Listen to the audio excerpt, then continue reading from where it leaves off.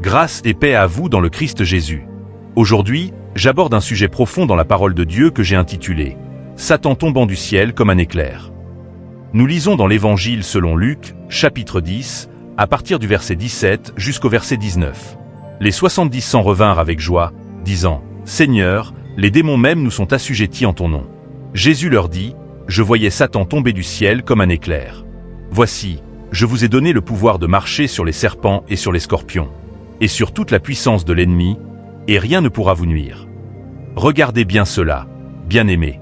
Le Seigneur avait envoyé ses disciples pour exercer l'autorité sur les mauvais esprits, et les démons leur étaient soumis. Et pendant que cela se produisait, Jésus contemplait une scène spirituelle. Il voyait Satan tomber du ciel comme un éclair. Oui, il voyait ce que décrit le livre de l'Apocalypse, chapitre 12, versets 7 à 9. Il y eut guerre dans le ciel. Michel et ses anges combattirent contre le dragon. Le dragon et ses anges combattirent, mais ils ne furent pas les plus forts. Et leur place ne fut plus trouvée dans le ciel. Le grand dragon fut précipité, le serpent ancien, appelé le diable et Satan. Celui qui séduit toute la terre, il fut précipité sur la terre, et ses anges furent précipités avec lui. Et juste après cette vision, Jésus dit à ses disciples, « Voici, je vous ai donné l'autorité de marcher sur les serpents, sur les scorpions, et sur toute la puissance de l'ennemi. Et rien ne pourra vous nuire. » Bien-aimés, ce texte est très significatif. Le Seigneur devait mourir et ressusciter d'entre les morts. Et par sa mort, il devait détruire celui qui avait le pouvoir de la mort, c'est-à-dire le diable. C'est ce que nous lisons dans Hébreux chapitre 2, verset 14. Ainsi donc, puisque les enfants participent au sang et à la chair, lui aussi y a participé lui-même, afin que, par la mort, il anéantit celui qui a la puissance de la mort, c'est-à-dire le diable. Et quand il est ressuscité, il a proclamé, dans Matthieu chapitre 28, verset 18, « Toute autorité m'a été donnée dans le ciel et sur la terre. » Cela veut dire qu'il a repris l'autorité que Satan avait usurpée à l'homme. L'autorité qui lui permettait encore d'aller et venir dans le ciel. Comme nous le voyons dans le livre de Job, chapitre 1, verset 6. Or, les fils de Dieu vinrent un jour se présenter devant l'Éternel. Et Satan vint aussi au milieu d'eux. Mais écoutez bien ceci. Quand Christ a récupéré cette autorité, Satan n'a plus eu accès au ciel. Sa place n'était plus là-haut. Car désormais, Jésus-Christ, homme glorifié, s'est assis à la droite de Dieu.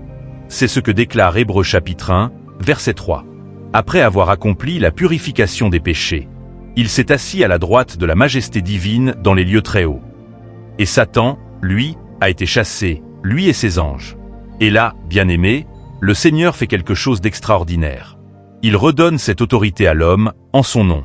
Alors, quand Jésus dit « Je voyais Satan tomber du ciel comme un éclair », il veut simplement dire « Satan sera jeté bientôt sur la terre, il n'aura plus de place au ciel, mais la terre deviendra son siège officiel. Mais vous, ne le craignez pas.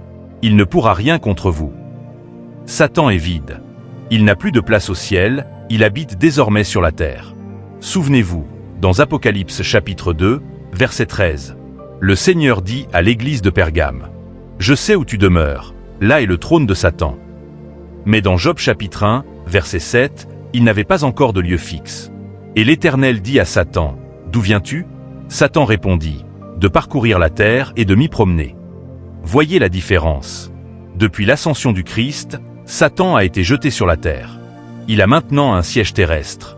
Il n'a plus de place au ciel. Mais le Seigneur nous dit, « Ne soyez pas effrayés. » Parce que l'autorité, maintenant, c'est nous qui la détenons. Ce n'est plus lui sur nous, mais nous sur lui. Au nom de Jésus-Christ. Quand Paul parle, dans Éphésiens chapitre 6, verset 12, des lieux célestes, où se trouvent les puissances des ténèbres, il ne parle pas du paradis de Dieu. Il parle de notre sphère terrestre, la dimension spirituelle autour de nous. Car nous n'avons pas à lutter contre la chair et le sang, mais contre les dominations, contre les autorités, contre les princes de ce monde de ténèbres, contre les esprits méchants dans les lieux célestes. La terre ne signifie donc pas seulement le sol, mais notre monde, la sphère où l'autorité appartient aux êtres humains, dans le spirituel comme dans le physique.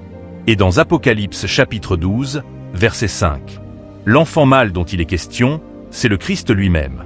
Elle enfanta un fils, un mâle, qui doit paître toutes les nations avec une verge de fer. Et son enfant fut enlevé vers Dieu et vers son trône.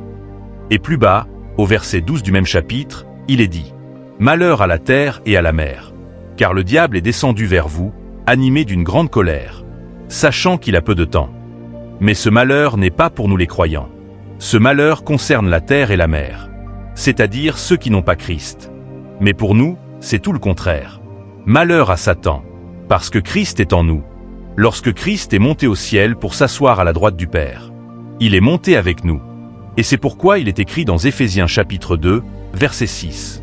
Il nous a ressuscités ensemble, et nous a fait asseoir ensemble dans les lieux célestes, en Jésus-Christ. Et la parole déclare encore, dans Apocalypse chapitre 12, verset 12. Réjouissez-vous, cieux, et vous qui y habitez. Ainsi donc, ceux qui habitent les cieux incluent aussi les croyants en Christ. Oui, bien-aimés, nous sommes les habitants des cieux aussi, réjouissons-nous dans la vérité qui est en Jésus, et ayons toujours dans notre conscience que nous sommes aux cieux, des citoyens célestes. Car notre véritable position, c'est sur le trône, avec Christ.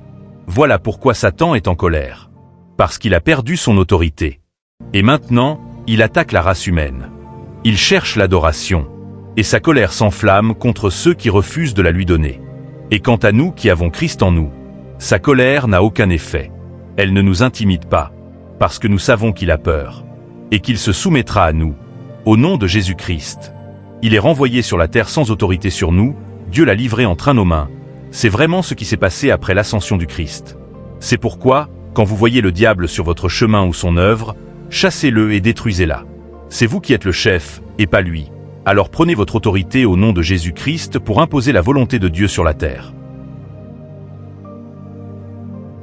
Si tu veux fortifier ta foi et grandir à travers la parole de vérité de l'Évangile, tu es vraiment au bon endroit.